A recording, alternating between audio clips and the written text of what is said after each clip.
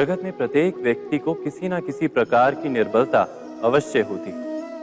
जैसे कोई बहुत तेजी से दौड़ नहीं पाता तो कोई अधिक भार नहीं उठा पाता, कोई असाध्य रोग से पीड़ित रहता है तो कोई पढ़े हुए पाठों को स्मरण में नहीं रख पाता। ऐसे अनेकों उदाहरण और भी हैं। क्या आप किसी ऐसे व्यक्ति को जानते हैं जिसे सब कुछ प्राप्त हो और हम जीवन की उस एक निर्बलता को जीवन का केंद्र मानकर जीते हैं? इस कारणवश हृदय में दुख और असंतोष रहता है सदा। निर्बलता मनुष्य को जन्म से अथवा संजोग से प्राप्त होती है, किंतु उस निर्बलता को मनुष्य का मन अपनी मर्यादा बना लेता है। किंतु कुछ व्यक्ति ऐसे भी होते हैं जो अपने पुरुषार्थ और श्रम से उस निर्बलता को पराजित कर देते हैं। क्या भेद है उनमें और अन्य लोगों में? क्या आपने कभी विचार किया है? सरल सा उत्तर है इसका। जो व्यक्ति निर्बलता से पराजित नहीं होता, जो पुरुषार्थ करने का साहस रखता है हृदय में, वो निर्बलता को पार कर जाता है। अर्थात निर्बलता अवश्य ईश्वर देता है, किंतु मर्यादा मनुष्य का मन ही निर्मित करता है। स्वयं विचार कीजिए।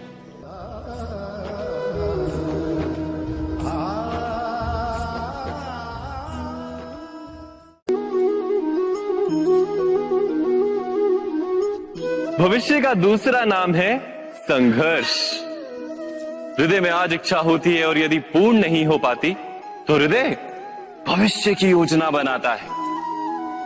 भविष्य में इच्छा पूर्ण होगी ऐसी कल्पना करता रहता है, किंतु जीवन ना तो भविष्य में है ना अतीत में। जीवन तो इस क्षण का नाम, अर्थात इस क्षण का अनुभव ही जीवन का अनुभव। पर हम ये जानते हुए भी इतना सा सत्य समझ नहीं पाते। या तो हम बीते हुए समय के स्मरणों को घेर कर बैठे रहते हैं, या फिर आने वाले समय के लिए हम योजनाएं बनाते रहते हैं और जीवन जीवन बीत जाता है। एक सत्य यदि हम हृदय में उतार लें कि ना हम भविष्य देख सकते हैं, ना ही भविष्य निर्मित कर सकते हैं, हम तो केवल धैर्य और साहस के साथ भविष्य को आलिंगन दे सकते हैं, स्वागत कर सकते हैं भविष्य का। तो क्या जीवन का हर पल जीवन से नहीं भर जाएगा? स्वयं विचार कीजिए।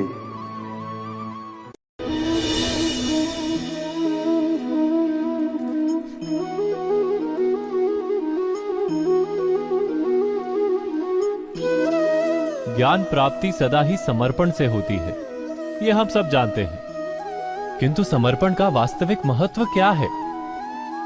क्या हमने कभी विचार किया? मनुष्य का मन सदा ही ज्ञान प्राप्ति में विभिन्न बाधाओं को उत्पन्न करता है। कभी किसी अन्य विद्यार्थी से ईर्ष्या हो जाती है, कभी पढ़ाए हुए पाठों पर संदेह जन्मता है और कभी गुरु द्वारा दिया गया दंड मन को अहंकार से भर देता है। नहीं, क्या ऐसा नहीं होता? न जाने कैसे कैसे विचार मन को भटकाते हैं और मन की इसी अयोग्य स्थिति के कारण हम ज्ञान प्राप्त नहीं कर पाते। मन की योग्य स्थिति केवल समर्पण से निर्मित होती है। समर्पण मनुष्य के अहंकार का नाश करता है, ईर्ष्या, महत्वाकांक्षा आदि भावनाओं को दूर कर हृदय को शांत करता है और मन को एकाग्र करता है। वास्तव में ईश्वर की सृष्टि में ना ज्ञान की मर्यादा है ना ज्ञानियों की। गुरु दत्तात्रेय ने तो गाय और श्वान से भी ज्ञान प्राप्त कर लिया था। अर्थात विषय ब्रह्म ज्ञान का हो या जीवन के ज्ञान का या गुरुकुल में प्राप्त होने वाले ज्ञान का, उसकी प्राप्ति के लिए गुरु से अधिक महत्व है उस गुरु के प्रति हमारा समर्पण। क्या ये सत्य नहीं?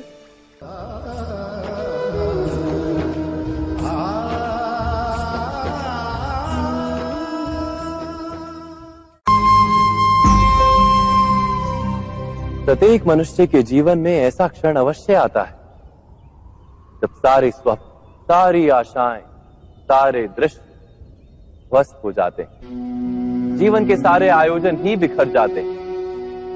एक और धर्म होता है और दूसरी ओर सुख। इसी को धर्म संकट कहते हैं। जब धर्म का वहन ही संकट हो और धर्म का त्याग ही सुख हो। विचार कीजिए, कभी किसी स्वजन के विरुद्ध सत्य बोलने का अवसर प्राप्त हो जाता है, कभी ठीक दरिद्रता के समय सरलता से चोरी करने का मार्ग प्राप्त हो जाता है, कभी किसी शक्तिशाली राजनेता या राजा के कर्मचारी का अधर्म प्रकट हो जाता है। सबके जीवन में ऐसी घटना बनती ही रहती है। अधिकतर लोग ऐसे किसी क्षण को धर्म संकट के रूप में जान ही नहीं पाते। हमें किसी प्रकार के संघर्ष का अनुभव ही नहीं होता। सहजता से सुख की ओर खींचे चले जाते हैं, जैसे मक्खी गुड़ की ओर खींची चली जाती। वास्तव में धर्म संकट का क्षण ईश्वर के निकट जाने का क्षण होता है। यदि हम संघर्षों से भयभीत ना हो, सुख की ओर आकर्षित ना हो, अपने धर्म पर दृढ़ रहे, तो ईश्वर का साक्षात्कार दूर नहीं।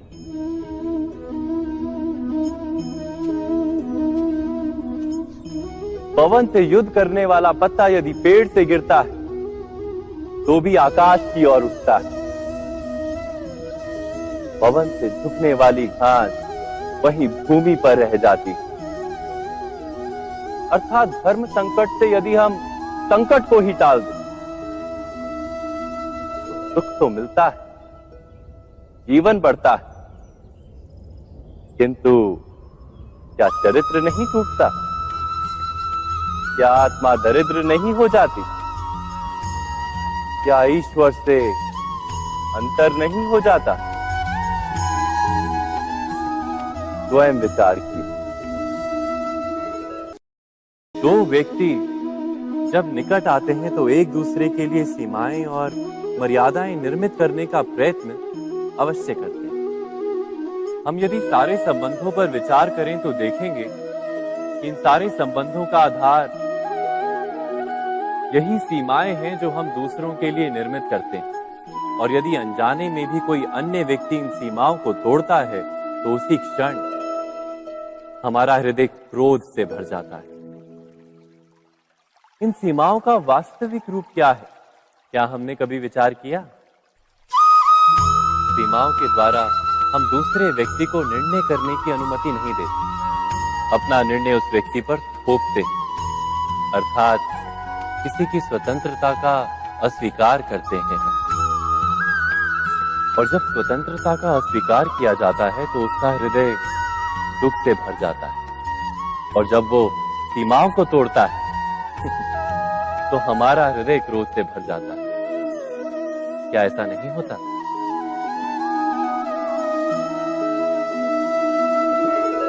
पर यदि एक दूसरे की स्वतंत्रता का सम्मान किया जाए तो किसी मर्यादाओं या सीमाओं की आवश्यकता ही नहीं होती। अर्थात जिस प्रकार स्वीकार किसी संबंध का देह है, क्या वैसे ही स्वतंत्रता किसी संबंध की आत्मा नहीं? स्वयं विचार कीजिए। सबके जीवन में ऐसा प्रसंग अवश्य आता है कि सत्य कहने का निश्चय होता है हृदय में, किंतु मुख से सत्य निकल नहीं पाता। कोई भय मन को घेर लेता है। किसी घटना अथवा प्रसंग के बारे में बात करना या फिर स्वयं से कोई भूल हो जाए उसके बारे में कुछ बोलना, क्या ये सत्य है? नहीं, ये तो केवल तथ्य है। अर्थात जैसा हुआ था वैसा केवल बोल देना सामान्य सी बात है। किंतु कभी कभी उस तथ्य को बोलते हुए भी भय लगता है। कदाचित किसी दूसरे की भावनाओं का विचार आता है मन। दूसरे को दुख होगा ये भय भी शब्दों को रोकता है। तो ये सत्य क्या है? क्या हमने कभी विचार किया है? जब भय रहते हुए भी कोई तथ्य बोलता है तो वो सत्य कहलाता है। वास्तव में सत्य कुछ और नहीं, केवल निर्भयता का दूसरा नाम है। और निर्भय होने का कोई समय नहीं होता, क्योंकि निर्भयता आत्मा का स्वभाव है। अर्थात क्या प्रत्येक क्षण सत्य बोलने का क्षण नहीं होता?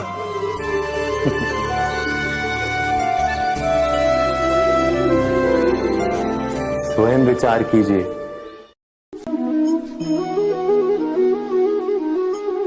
श्रेष्ठता का क्या अर्थ है? श्रेष्ठता का अर्थ है दूसरों से अधिक ज्ञान प्राप्त करना। अर्थात मूल्य इस बात का नहीं कि स्वयं कितना ज्ञान प्राप्त किया, मूल्य इस बात का है कि प्राप्त किया हुआ ज्ञान अन्य लोगों से कितना अधिक है। अर्थात श्रेष्ठता की इच्छा ज्ञान प्राप्ति को भी एक स्पर्धा बना देती है। और स्पर्धा में विजय अंतिम कब होती है?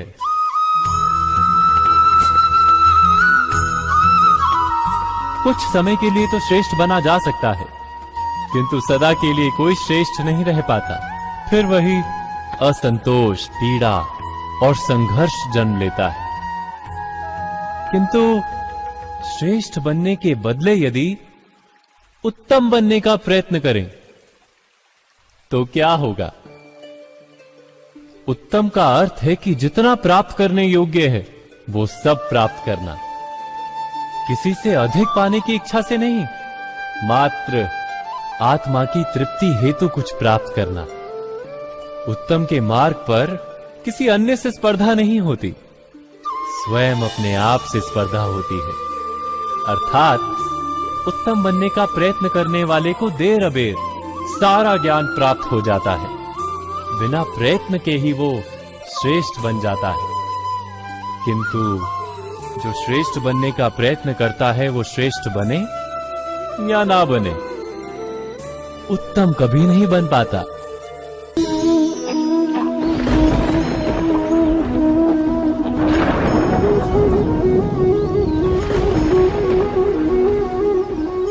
सपनों और पूर्वाभासों के आधार पर हम भविष्य के सुख दुख की कल्पना करते हैं। भविष्य के दुख का कारण दूर करने के लिए हम आज योजना बनाते हैं। किंतु कल के संकट को आज निर्मूल करने से हमें लाभ मिलता है या हानि पहुंचती है? ये प्रश्न हम कभी नहीं करते। सत्य तो ये है कि संकट और उसका निवारण साथ जन से, व्यक्ति के लिए भी और सृष्टि के लिए भी। नहीं, आप अपने भूतकाल का स्मरण कीजिए, इतिहास को देखिए। आप तुरंत ही ये जान पाएंगे कि जब जब संकट आता है तब तब उसका निवारण करने वाली शक्ति भी जन्म लेती है। यही तो जगत का चलन है। वस्तुतः संकट ही शक्ति के जन्म का कारण है। प्रत्येक व्यक्ति जब संकट से निकलता है तो एक पद आगे बढ़ा होता है, अधिक चमकता है, आत्मविश्वास से अधिक भरा होता है, न केवल अपने लिए अपितु विश्व के लिए भी। क्या ये सत्य नहीं? वास्तव में संकट का जन्म है एक अवसर का जन्म, अपने आप को बदलने का, अपने विचारों को ऊंचाई पर करने का अवसर, अपनी आत्मा को बलवान और ज्ञान मंडित बनाने का अवसर। जो ये कर पाता है उसे कोई संकट नहीं होता, किंतु जो ये नहीं कर पाता वो तो स्वयं एक संकट है विश्व के लिए। विचार कीजिए।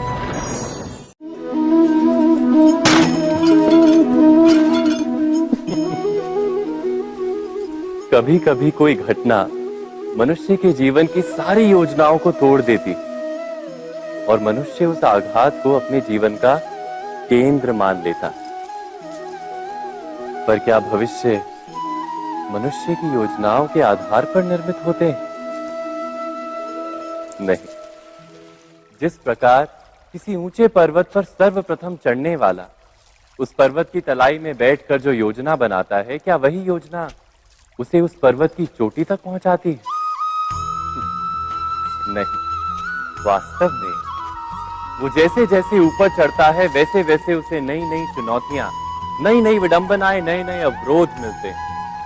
प्रत्येक पद पर वो अपने अगले पद का निर्णय करता है। प्रत्येक पद पर उसे अपनी योजनाओं को बदलना पड़ता है। कहीं पुरानी योजना उसे खाई में ना ढकेल दे। वो पर्वत को अपने योग्य नहीं बना पाता, केवल स्वयं को पर्वत के योग्य बना सकता है। क्या जीवन के साथ भी ऐसा ही नहीं? जब मनुष्य जीवन में किसी एक चुनौती को, एक अवरोध को अपने जीवन का केंद्र मान लेता है, अपने जीवन की गति को ही रोक देता है, तो वो अपने जीवन में सफल नहीं बन पाता और ना ही सुख और शांति प्राप्त कर पाता। अर्थात जीवन को अपने योग्य बनाने के बदले स्वयं अपने को जीवन के योग्य बनाना ही सफलता और सुख का एकमात्र मार्ग नहीं। स्वयं विचार कीजिए।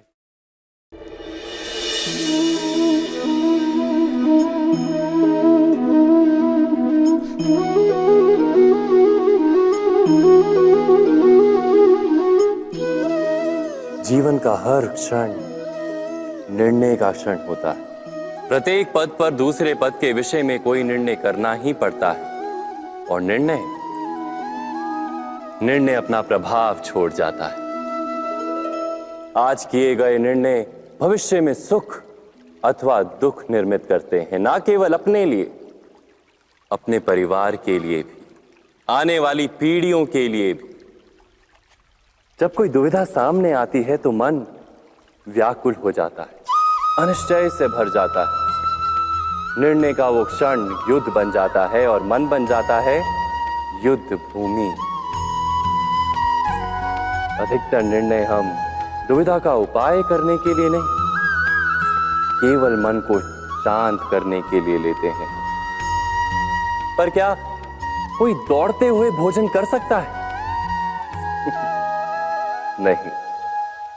तो क्या युद्ध से जूझता हुआ मन कोई योग्य निर्णय ले पाएगा?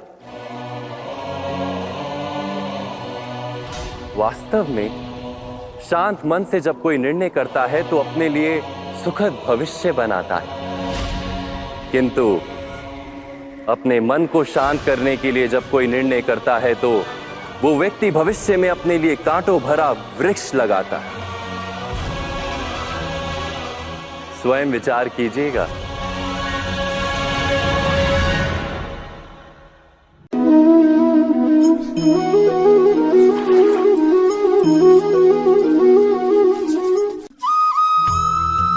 जीवन में आने वाले संघर्षों के लिए जब मनुष्य स्वयं को योग्य नहीं मानता, जब उसे अपने ही बल पर विश्वास नहीं रहता, तब वो सद्गुणों को त्याग कर दुर्गुणों को अपनाता है।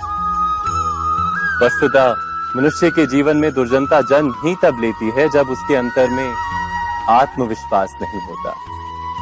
आत्मविश्वास ही अच्छाई को धारण करता है।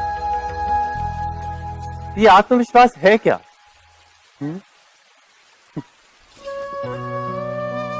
जब मनुष्य ये मानता है कि जीवन का संघर्ष उसे दुर्बल बनाता है, तो उसे अपने ऊपर विश्वास नहीं रहता।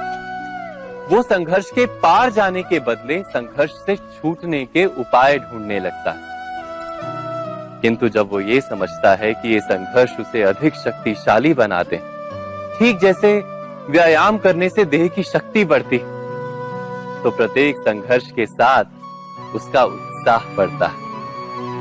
अर्थात आत्मविश्वास और कुछ भी नहीं, मन की स्थिति, जीवन को देखने का दृष्टिकोण मात्र है। और जीवन का दृष्टिकोण तो मनुष्य के अपने वश में होता है। स्वयं विचार कीजिए।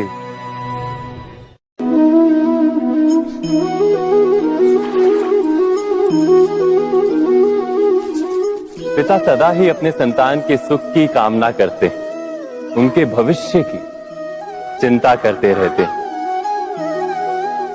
इसी कारणवश सदा ही अपने संतानों के भविष्य का मार्ग स्वयं निश्चित करने का प्रयत्न करते रहते। जिस मार्ग पर पिता स्वयं चला है, जिस मार्ग के कंकर पत्थर को स्वयं देखा है, मार्ग की छाया, मार्ग की धूप को स्वयं जाना है, उसी मार्ग पर उसका पुत्र भी चले, यही इच्छा रहती है हर पिता की। निस्संदेह उत्तम भावना है ये, किंतु 3 प्रश्नों के ऊपर विचार करना हम भूल ही जाते हैं। कौन से प्रश्न? प्रथम प्रश्न, क्या समय के साथ प्रत्येक मार्ग बदल नहीं जाते? क्या समय सदा ही नई चुनौतियों को लेकर नहीं आता? तो फिर बीते हुए समय के अनुभव नई पीढ़ी को किस प्रकार लाभ दे सकते हैं? दूसरा प्रश्न, क्या प्रत्येक संतान अपने माता पिता की छवि होता है? हाँ, संतानों को संस्कार तो अवश्य माता पिता देते हैं, किंतु भीतर की क्षमता तो ईश्वर देते हैं। तो जिस मार्ग पर पिता को सफलता मिली है, विश्वास है कि उसी मार्ग पर उसकी संतानों को भी सफलता और सुख प्राप्त होगा। तीसरा प्रश्न, क्या जीवन के संघर्ष और चुनौतियां लाभकारी नहीं होती? क्या प्रत्येक नया प्रश्न एक नए उत्तर का द्वार नहीं खोलता?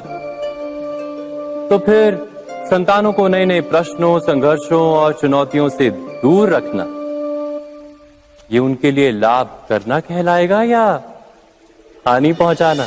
अर्थात जिस प्रकार संतान के भविष्य का निर्माण करने के बदले उसके चरित्र का निर्माण करना श्रेष्ठ है, वैसे संतानों के जीवन का मार्ग निश्चित करने के बदले उन्हें नए संघर्षों के साथ जूझने के लिए मनोबल व ज्ञान देना अधिक लाभदायक नहीं होगा? स्वयं विचार कीजिए। मनुष्य की सबसे बड़ी दुर्बलता क्या होती है? सोचिए। धन, प्रेम, अहंकार। मनुष्य की सबसे बड़ी दुर्बलता होती है उसके रहस्य। चाहे आप कितने भी शक्तिशाली क्यों ना हो, कितने भी प्रबल क्यों ना हो, परंतु उसके रहस्य उसके नाश की चाबी होती है।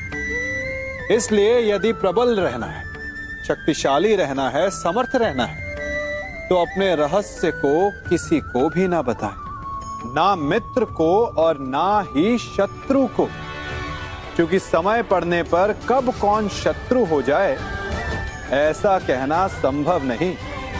विभीषण को रावण के अमृत कुंड का ज्ञात था, इसीलिए प्रभु श्री राम रावण का वध करने में सफल हो सके। इसलिए उचित यही है कि आप अपने रहस्य को स्वयं तक ही सीमित रखें। मनुष्य जीवन की परीक्षा में सफल होने के लिए क्या नहीं करता? वो परिश्रम करता है, दौड़ भाग करता है, और ये सब करने के पश्चात भी जब उसका काम नहीं बनता तो वो नकल करता है ना? तनिक लौटिए अपने बचपन में, स्मरण कीजिए अपने बचपन की स्मृतियों का। क्या स्मरण हुआ? विद्यालय में जब आप परीक्षा देने जाते थे तो क्या होता था? आप ना सही, परंतु कोई ना कोई सफलता पाने के लिए नकल करता ही था और उत्तीर्ण भी हो जाता था, है ना? परंतु जीवन की परीक्षा ऐसी नहीं होती। नकल करने वाला सफल नहीं होता। कारण विद्यालय में सबके प्रश्न पत्र एक होते थे, परंतु जीवन के प्रश्न पत्र और उनकी कठिनाई सबके लिए भिन्न होती, तो निश्चित रूप से उनके उत्तर भी भिन्न होंगे ना। इसलिए यदि आपको जीवन में सफलता पानी है तो नकल ना कीजिए, स्वयं के प्रश्नों का उत्तर स्वयं ढूंढिए और सफलता आपकी ही होगी। मनुष्य का जीवन हार और जीत विजय और पराजय, सफलता और असफलता के मध्य झूलता रहता है। आपके साथ भी ऐसा होता होगा, है ना? जब आप सफल होते हैं, किसी चुनौती पर विजय पाते हैं, तो मन प्रसन्नता से आनंद के उपवन में झूमने लगता है। और जब आप असफल होते हैं, तब मन दुख और पीड़ा के सागर में डूबने लगता है। परंतु वास्तव में सफलता और असफलता है क्या? तनिक ध्यान से सोचिए। ये केवल हमारी मनोस्थिति मात्र है। हमारी पराजय तब नहीं होती जब हमारा शत्रु विजय प्राप्त कर ले। हमारी पराजय तब होती है जब हम पराजय स्वीकार कर लें। हम असफल तब नहीं होते जब हम लक्ष्य ना पा सके।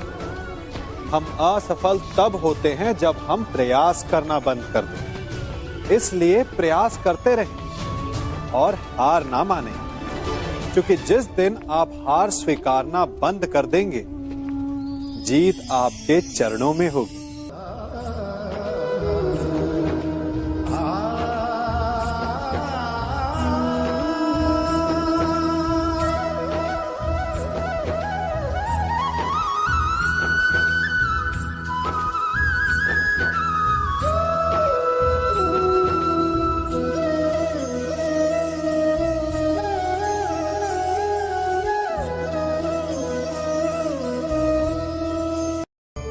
आप सबने बरगद के वृक्ष को तो देखा ही होगा।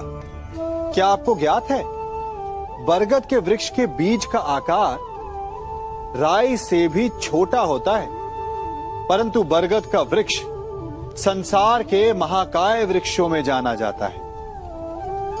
जब उसका जन्म होता है, तब उसमें वो जटाएं, वो शाखाएं नहीं होती। परंतु जैसे जैसे उसका विस्तार होता है, जैसे जैसे वो अधिक शाखाओं का भार उठाता है, अधिक पत्तियों का सृजन करता है, वैसे वैसे उसकी शाखाएं जटाएं बनकर जड़ तक पहुंचती है और इस वृक्ष को सहारा देती है। ये जीवन का बहुत महत्वपूर्ण पथ है। बिना लोभ लालच शुभ कार्य करें, अन्य लोगों की सहायता करें। धीरे धीरे आपने जिनकी सहायता की, वो आपके सहायक बनते जाएंगे, आपकी जड़ों को और बलशाली बनाएंगे, आयु मान और आकार बढ़ाएंगे। सहजीवन, सहायता और निष्काम कर्म आपको मृत्यु के पश्चात भी मरने नहीं देगा, आपको अमर रखेगा। हमारा शरीर प्रकृति का एक महान आविष्कार है। इससे जटिल संरचना संसार में और कोई नहीं। हमारा शरीर जितना जटिल है, यदि इसे ठीक से जाना जाए, तो इससे अधिक सरल ज्ञान देने वाला और कोई नहीं। हमारे शरीर में 5 इंद्रियां होती हैं, जो हमें भाव, गुण और वस्तुओं का बोध कराती हैं। हमारे पास आंखें हैं, नाक है, स्पर्श के लिए त्वचा है, कान है और जीभा है। सबका भिन्न भिन्न कार्य है। आंखों से देखना, कानों से सुनना, नथनों से श्वास लेना, त्वचा से स्पर्श करना और जीभा से स्वाद लेना। परंतु क्या आपने कभी सोचा कि प्रकृति ने हमें 2 आंखें दी, 2 नथने दी, 2 कान दी, स्पर्श के लिए ये पूरा शरीर दिया, परंतु जीभा केवल 1 दी? ऐसा क्यों? क्योंकि प्रकृति चाहती है कि हम देखें अधिक, सुने अधिक और ज्ञान अधिक अर्जित करें, बोले कम। क्योंकि अधिक वाचाल नाश को निमंत्रण देता है। स्मरण रखिएगा।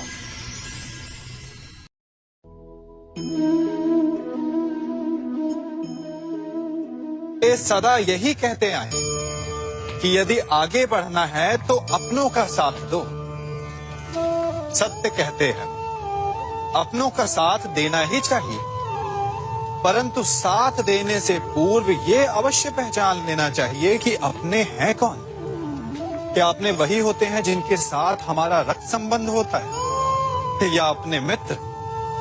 अपने वो होते हैं जो हमें सद्कार्य के लिए प्रेरित करें, हमें आगे बढ़ाएं, हमारा साथ दें। और वो जिनका साथ देने से समाज का नाश, धर्म की हानि हो, वो सगे हो करके भी सगे नहीं होते। इसलिए जब अपनों की परिभाषा का चुनाव करें तो उन्हें अपना माने जो आपका साथ दे, उन्हें नहीं जो हमें अज्ञान के मार्ग पर ले जाएं।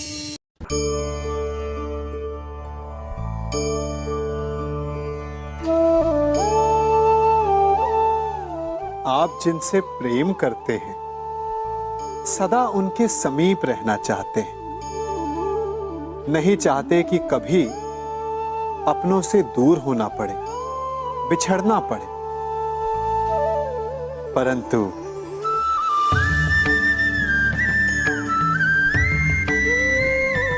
एक समय के पश्चात अपनों से दूर हो जाना उन्नति के लिए आवश्यक है।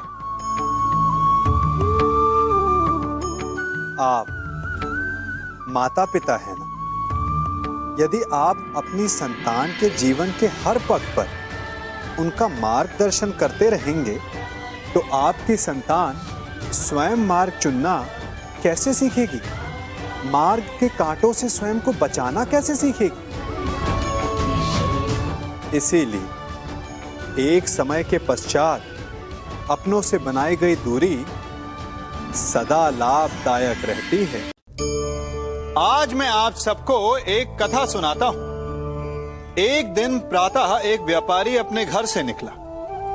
घर से निकलते ही एक बिल्ली ने उस व्यापारी का मार्ग काट दिया। व्यापारी घबरा गया, वो फिर से घर लौट गया और शुभ घड़ी की प्रतीक्षा करने लगा। और जब वो पुनः अपने घर से निकला तब वो वाहन जा चुका था जिससे राजा तक पहुंचकर उसे भेंट देनी थी। राजा को भेंट नहीं मिली, राजा क्रोधित हो गए। राजा ने उस व्यापारी का व्यापार बंद करवा दिया। इस कारण व्यापारी क्रोधित होकर घर पर अपनी पत्नी से लड़ बैठा। पत्नी अपने बच्चों समेत मैके वापस चली गई और उस व्यापारी के जीवन में यदि कुछ रह गया था तो केवल अंधकार। और इन सब का कारण वो उस बिल्ली को मानता रहा जिसने उसका मार्ग काटा था। ऐसा ही एक दूसरा व्यापारी राजा को भेंट देने निकला और उस व्यापारी का मार्ग भी एक बिल्ली ने काट दिया। वो व्यापारी तनिक घबराया, परंतु उसने आगे बढ़ना अधिक उचित समझा। राजा तक वो समय पर पहुंचा। उसने राजा को भेंट दी। राजा प्रसन्न हुए और राजा ने व्यापारी को अपना व्यापार बढ़ाने की अनुमति दी, स्वर्ण आभूषण दी। जब व्यापारी घर पर पहुंचा तो पत्नी को आभूषण और अपने बच्चों को देने के लिए वस्त्र थे उसके पास। हर ओर प्रसन्नता थी। समझ रहे हैं ना, दोनों के साथ एक ही प्रकार की घटना हुई, परंतु दोनों की प्रतिक्रिया भिन्न थी। ऐसा ही हमारा जीवन भी है। हमारे जीवन में प्रारब्ध का अपना स्थान है, परंतु उससे कई अधिक महत्वपूर्ण हमारी प्रतिक्रिया, हमारे सोच का प्रभाव है, क्योंकि यही हमारे जीवन को आकार देते हैं। इसलिए अपनी सोच को सकारात्मक रखिए। आपका जीवन सदैव आनंदमय।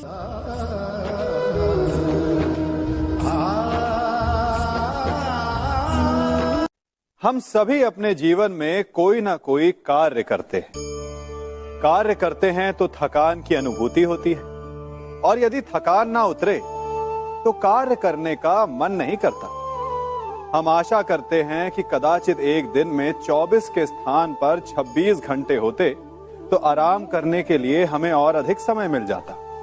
हमें ऐसा अनुभव होता है कि हम बहुत अधिक कार्य कर रहे हैं, है ना? परंतु क्या आपने कभी सोचा है कि जो लोग संसार में सफल हैं, उनके पास भी सफल होने के लिए दिन में केवल 24 घंटे थे। तो फिर वो सफल क्यों है? इसका एक छोटा सा रहस्य है। वो कार्य चुनते हैं जो उन्हें प्रिय है, जिसे करने में उन्हें आनंद आता है। उन्हें लगता ही नहीं कि वो कार्य कर रहे हैं, उन्हें लगता है कि वो प्रतिपल आनंद मना रहे हैं। और जब आप आनंद मनाते हैं तो थकान कैसी?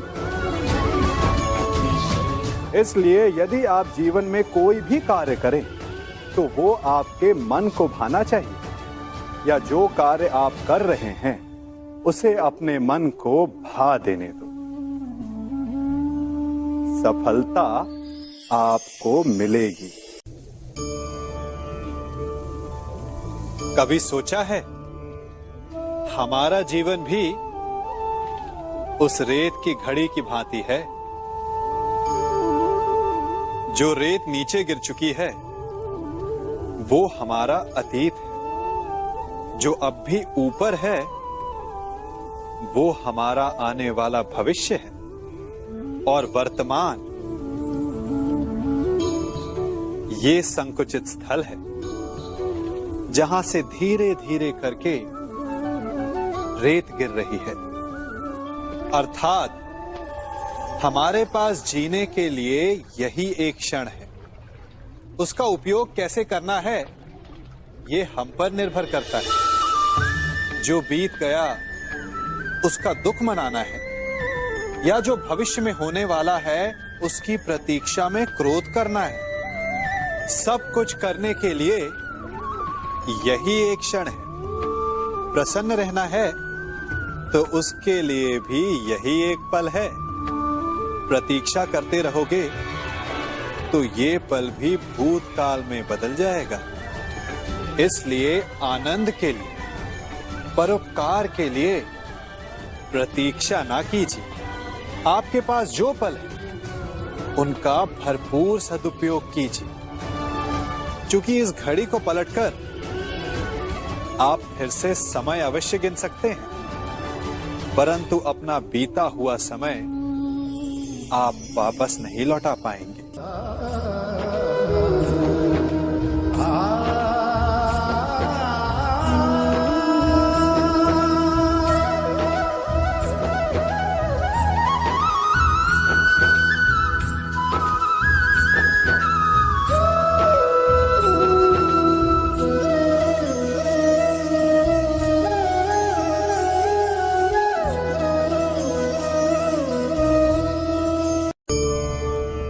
मनुष्य भी बड़ा विचित्र प्राणी है। अपनों से नीचे के स्तर के लोगों को वो हे दृष्टि से देखता है, उनका उपहास उड़ाता है, उनसे बार बार कहता है कि तुम्हारा कुछ नहीं हो सकता, तुम भविष्य में कुछ नहीं कर पाओगे।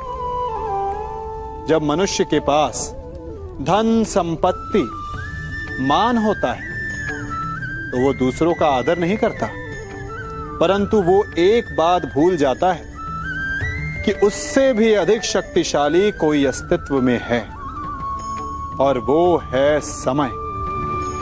काल। काल अपना चक्र कब बदलेगा ये कोई नहीं जानता। समय अपनी करवट कब लेगा ये कोई नहीं जानता। कोयला भी समय के साथ साथ हीरे में परिवर्तित हो जाता है। इसलिए जीवन में कभी भी किसी का भी उपहास नहीं उड़ाना चाहिए।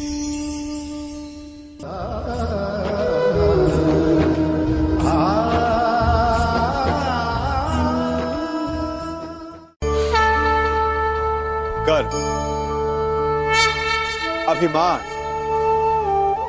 और अहंकार, ये तीनों सुनने में एक जैसे लगते हैं, परंतु तीनों का अर्थ भिन्न होता है और परिणाम भी। तीनों का आरंभ प्रेम से होता है। स्वयं से प्रेम, परिश्रम हमारे मन में गर्व को जन्म देता है और सफलता अभिमान जगाती है। यहां तक ठीक है, परंतु जब ये भावना अहंकार बन जाती है तब वो समस्या बन जाती है, क्योंकि सबसे बुरा अंत अहंकारी का ही होता है। परंतु मनुष्य के लिए पहेली यही है कि पहचाना कैसे जाए कि अहंकार जग गया है और उसका दमन आवश्यक है। इसका उत्तर मैं नहीं, आपका मन देगा। जब तक आप स्वयं से प्रसन्न हैं, जब तक आप सबसे ऊंचा उठने का प्रयास कर रहे हैं, तब तक ठीक है। परंतु जब आपके मन में दूसरों को नीचा समझने का भाव आ जाए तो सावधान हो जाइए, क्योंकि यही अहंकार है जो वास्तव में आपको हीन कर रहा है।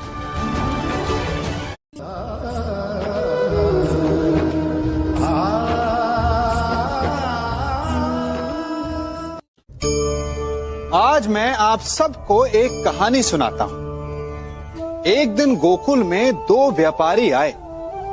एक व्यापारी शहद का था, बड़ा मीठा शहद था उसका, परंतु वो गोकुल में टिक नहीं पाया। उसके व्यापार ने घाटा खाया और शीघ्र ही वो गोकुल छोड़कर चला गया। और दूसरा व्यापारी मिर्च का था। पहले दिन वो एक पोटली लाया और दूसरे ही दिन वो पूरी बैलगाड़ी भर कर लाया और धीरे धीरे पूरी मथुरा में उसकी धाक जम गई। मुझे बड़ा आश्चर्य हुआ, तो मैंने बाबा से पूछा कि ऐसा क्यों कि एक मीठे शहद का व्यापारी कंगाल हो गया और एक मिर्च का व्यापारी धीरे धीरे नगर सेठ बन गया। बाबा मुस्कुराए और उन्होंने कहा कि मीठी बोली बोलने वाले की तीखी मिर्च भी बिक जाती है और जो कड़वी बोली बोलता है उसका मीठा शहद भी नहीं बिकता। वाह, कितने उत्तम विचार हैं उनके, और उचित ही है। मनुष्य अपने जीवन में सदैव अपने वचनों से उठता है और अपने वचनों से ही गिरता है। इसलिए अपने जीवन में सदैव मीठी बोली बोलने का प्रयास कीजिए, आपका जीवन सरल हो जाएगा। मनुष्य की सबसे बड़ी दुर्बलता क्या होती है? सोचिए। धन, प्रेम, अहंकार। मनुष्य की सबसे बड़ी दुर्बलता होती है उसके रहस्य। चाहे आप कितने भी शक्तिशाली क्यों ना हो, कितने भी प्रबल क्यों ना हो, परंतु उसके रहस्य उसके नाश की चाबी होती है। इसलिए यदि प्रबल रहना है, शक्तिशाली रहना है, समर्थ रहना है, तो अपने रहस्य को किसी को भी ना बताएं, ना मित्र को और ना ही शत्रु को, क्योंकि समय पड़ने पर कब कौन शत्रु हो जाए ऐसा कहना संभव नहीं। विभीषण को रावण के अमृत कुंड का ज्ञात था, इसीलिए प्रभु श्री राम रावण का वध करने में सफल हो सके। इसलिए उचित यही है कि आप अपने रहस्य को स्वयं तक ही सीमित रखें।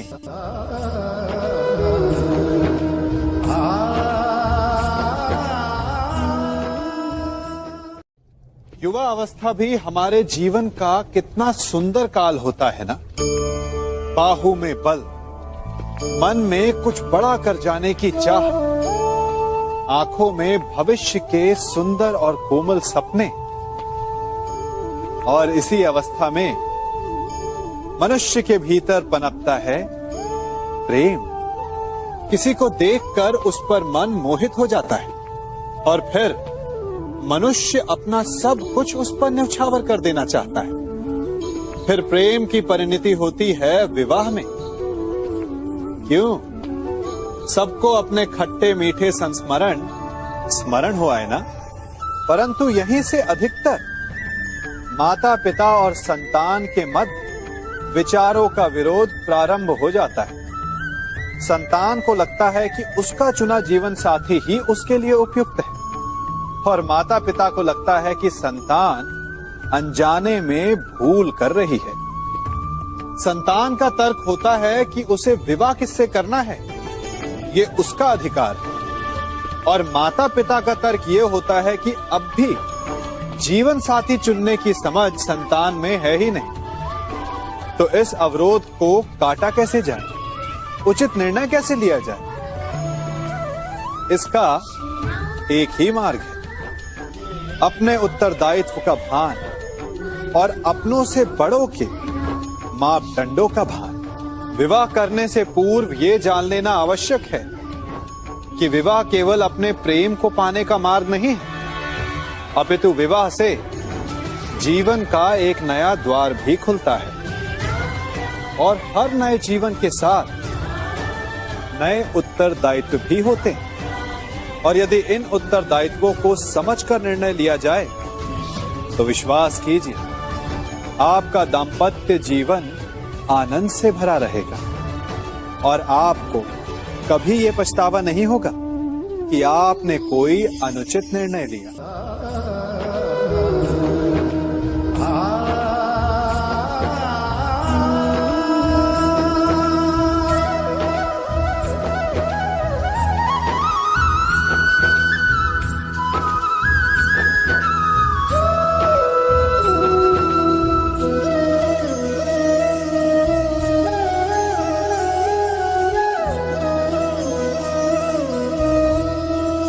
जब सागर का जल वाष्प बनकर उड़ता है तब वो हमें दिखाई नहीं देता। मेघ उस जल को अपने भीतर छिपा लेते हैं, लंबी यात्रा करते हैं, प्रयास करते हैं कि वो जल सदा उनके भीतर छिपा रहे, परंतु जब वायु का वेग उन्हें उड़ाकर किसी पर्वत से ले जाकर के टकरा देता है, तब उन मेघों को बरसना ही पड़ता है, क्योंकि यही नियति है, यही प्रकृति है। क्योंकि जल को सागर में जाकर मिलना ही है। ठीक ऐसा ही हमारे साथ भी होता है।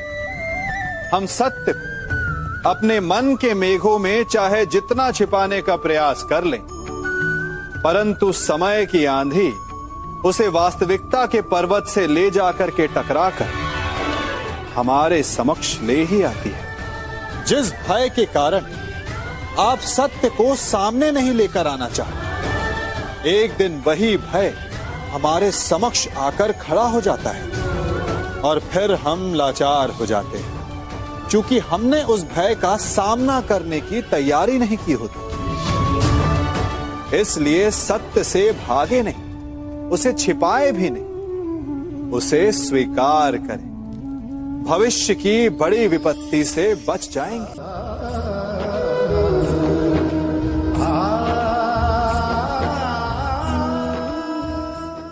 कभी कभी आप सबके जीवन में एक ऐसी विचित्र समस्या अवश्य आती है कि शक्तिशाली के समक्ष मौन हो जाते।